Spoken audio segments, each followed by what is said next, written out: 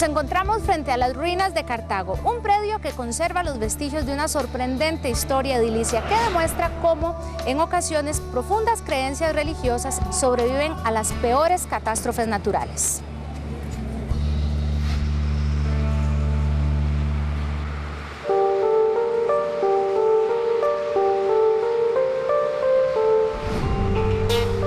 Lo llamamos este sitio las ruinas de Cartago. Se dicen ruinas, aunque realmente se trata de un edificio que quedó a medio concluir. Son las ruinas de la parroquia de Santiago Apóstol y realmente ocupan el centro de la ciudad de Cartago. El templo es estilo neoclásico, tiene arco de medio punto, tiene falsas columnas, parecido a los templos que se edificaron en Europa en fines del siglo XVIII y parte del siglo XIX. Estas ruinas se encuentran en el mismo lugar donde había sido edificada la primera parroquia que los españoles, como era la costumbre, construyeron al fundar la ciudad. De acuerdo a la tradición española, se trazaba la ciudad con una plaza central, que es la que está frente a este templo, y al lado este de esa plaza, el terreno para la iglesia. Era un pequeño ranchito de paja. Era una ciudad sumamente pobre, un pueblo sumamente pobre. A veces resulta paradójico que lo hayan llamado Costa Rica. La primera iglesia fue construida de madera y paja, pero fuertes tormentas la derribaron. La segunda fue hecha con tierra y adobe, pero tampoco pudo sobrevivir a las intensas lluvias que se dan en esta región. Con los años y con los siglos, la iglesia fue sustituida poco a poco por otras construcciones, muchas de ellas todavía de paja, y alguna vez empezaron a construir una iglesia que es la anterior a esta. Es una iglesia de cal y canto, de muros de barro con piedras, ¿verdad? En esta iglesia se desarrolló el culto y tuvo lugar todo lo que se relacionaba con el desarrollo de la iglesia. Con los años, aquella iglesia de cal y canto sufrió los embates de un terremoto en el año de 1841, que se llama el terremoto de San Antolín, y parece ser que la iglesia no quedó demasiado deteriorada. A pesar de ello, era pequeñita y los cartagos decidieron hacer un edificio memorable. La construcción de este edificio comenzó con gran ímpetu, pero con el paso del tiempo y por lo costoso de la obra, se fue perdiendo ese entusiasmo inicial. Y por esas cosas de la vida y por la desidia y la falta de entusiasmo, se alargó mucho la construcción. Realmente, cuando el obispo Storck, hacia 1904, regañó a los cartagos y le dijo qué pasó con la parroquia, ellos retomaron la idea y una serie de personajes asumieron la responsabilidad y comenzaron a levantar las paredes de este edificio. Muy poco tiempo faltaba para inaugurar la obra, pero sucedió un hecho que no estaba en los planes de los protagonistas. Una catástrofe natural terminó con el sueño de finalizar la construcción de este gran edificio. El 4 de mayo de 1910 hubo un gran terremoto de por ahí 7 a 7.9 de la escala Richter. El terremoto dejó la ciudad completamente destruida. El edificio colapsó un poco. Creo que podrán ver un poco las piedras movidas. El templo quedó, según algunos historiadores, muy mal. Otros dicen que no estaba tan mal y que podría haberse reedificado. Quizá por el miedo, quizá por la tristeza, quizá por la depresión que se produce con un terremoto, quizá por la sensación de que las cosas ya no iban a ser nunca más como eran, el edificio fue abandonado.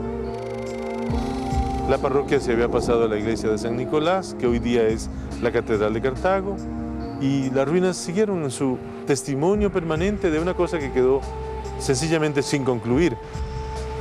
En la actualidad, las ruinas de la parroquia Santiago Apóstol permanecen como testimonio del gran sueño que los habitantes de Cartago mantuvieron durante siglos, a pesar de las circunstancias adversas.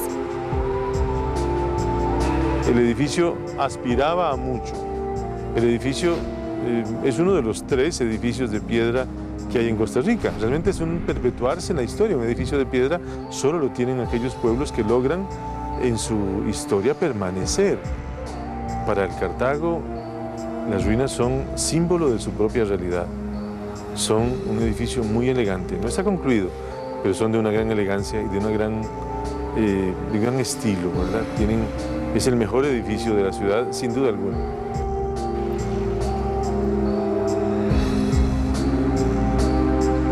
Las ruinas de Cartago permanecen como testimonio de la gran importancia económica y política que tuvo este lugar durante la época colonial. Muy cerca de las ruinas de la iglesia de Santiago Apóstol se encuentra la Plaza de la Basílica de Los Ángeles, un lugar que fue el centro político del país antes de conseguir su independencia.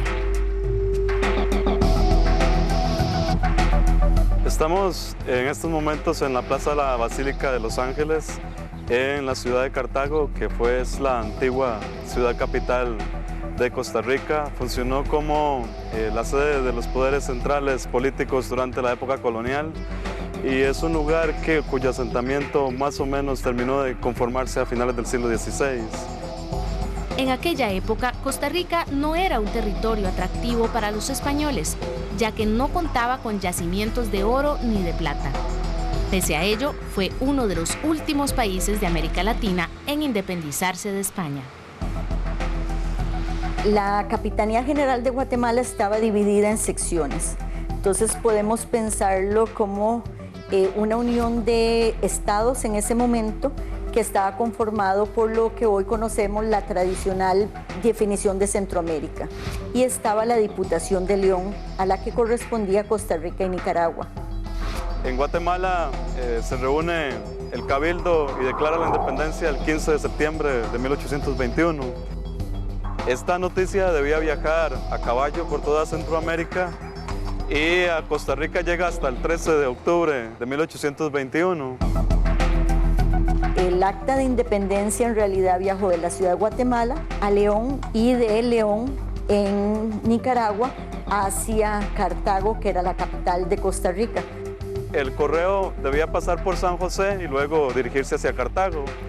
Entonces es muy probable que los josefinos hayan conocido la noticia de la independencia primero que la autoridad central de la provincia que estaba en Cartago. El 1 de diciembre de 1821, Costa Rica se declaró independiente.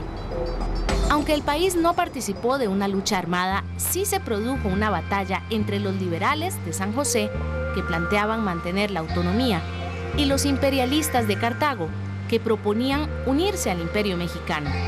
Ese conflicto tuvo lugar en 1823 en Ochomogo.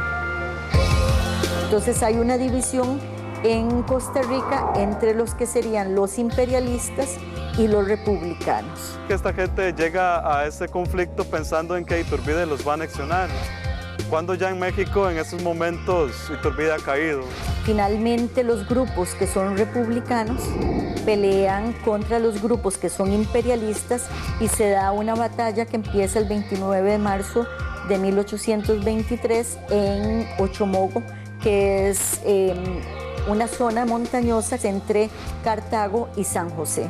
El conflicto militar se resuelve a favor de los republicanos, lo ganan los josefinos, incluso llegan a Cartago, que la encuentran desolada, la gente ha huido, y entonces se llevan las instituciones políticas para San José. Y a partir de allí, San José comienza como la capital de este país. La imagen de la Virgen de los Ángeles, que en el siglo XVIII contó con numerosos devotos entre los habitantes de Cartago, ocupó un lugar de protagonismo inesperado durante la batalla librada entre imperialistas y liberales.